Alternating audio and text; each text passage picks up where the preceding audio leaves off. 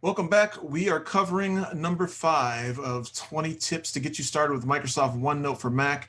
As you know, I've seen over the years people still using analog to record notes on notebooks and printer paper, and then they also use one Notepad or Microsoft Word or even Excel to take notes. And OneNote is the tool. It is such a good tool and powerful tool. For those of you who are Power OneNote users, this video series is not going to be for you. This is old hat for you, I'm sure.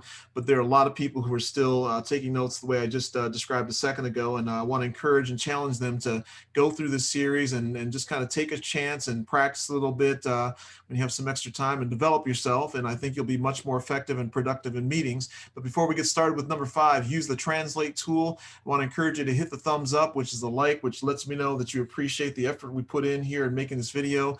Click the subscribe button. If you've been back multiple times, it is time to commit, not submit, to commit to Uncle Paul, and then click the alert button, and so you're notified of future content that comes out. So again, number 5 is use the translate tool. So we're going to jump over to OneNote here, and I went ahead and typed in what this looks like in terms of the last video recording that we made. Hello, my name is Inigo Montoya.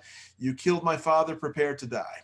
So we've all seen Princess Bride, and if you haven't, shame on you. You got to check that out. It's a very kid-friendly movie as well, too. Good family movie.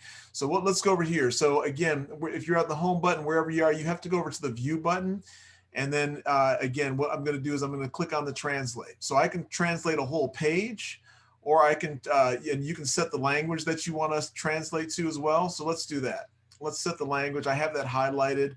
And then I'm going to, we're going to translate from English. Let's do that. Let's go down and change this up just so you have it. And we're going to go to Spanish. Let's go find Spanish here. There we go. All right. And so again, I have this highlighted, right? I could have done the whole page, but I just have this highlighted. Then I'm going to click on the translate button. And then look what happens here. Hola, mi nombre es Inigo Montoya. Mataste a mi padre. Prepárate para morir. And I took Spanish in high school. And a little bit in college too. That was horrible, but I'm doing it on the fly. So you can click OK, and again, it translated everything here. So it translated the notes. And if you want another little quick tip, you can hit the shortcut button. On Mac, it's Command Z or Control Z on PC, but I'm going to hit Command Z and go back. Okay. So again, let's do it again. If you have it highlighted, I'm not going to do the whole page. I'm going to highlight it here. I'm going to go to translate.